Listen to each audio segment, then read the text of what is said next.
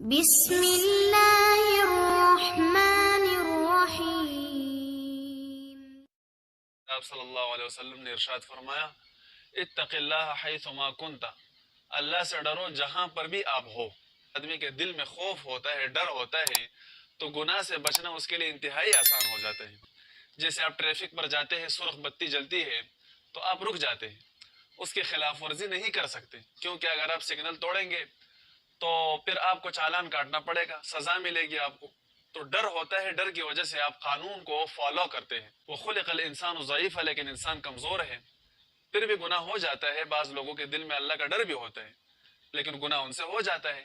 اس وجہ سے آپ صلی اللہ علیہ وسلم ارشاد فرماتے ہیں کہ وَأَتْبِعِ السَّيِّئَةَ الْحَسَنَةَ، گناہ کے پیچھے فوراً نیکی کرو، گناہ کرنے کے فوراً بعد نیکی کرو۔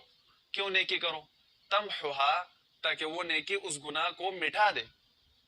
گناہ تو نہ کرے، آپ اللہ سے ڈرے، لیکن اگر ہو گیا گناہ تو پھر آپ فوراً نیکی کرے۔ نیکی کیا کرے؟ توبہ کرے۔ توبہ کرنا یہ بھی بہت بڑی نیکی ہے۔ عجیب بات یہ ہے کہ ہم گناہ کرتے ہوئے تو نہیں شرماتے، توبہ کرتے ہوئے شرماتے ہیں۔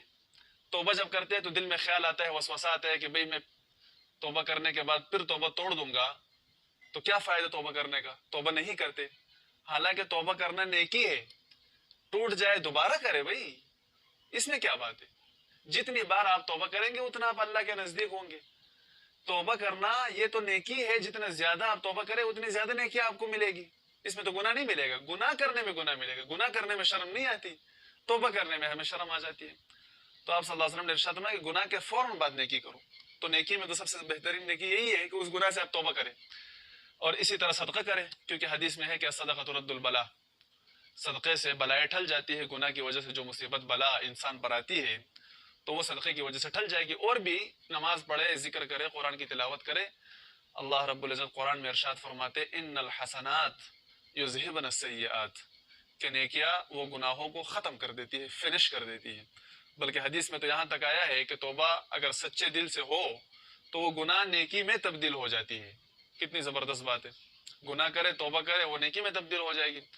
لیکن گناہ کرنے کا عزم نہ ہو، پہلے سے ہو جائے، انسان کمزور ہے۔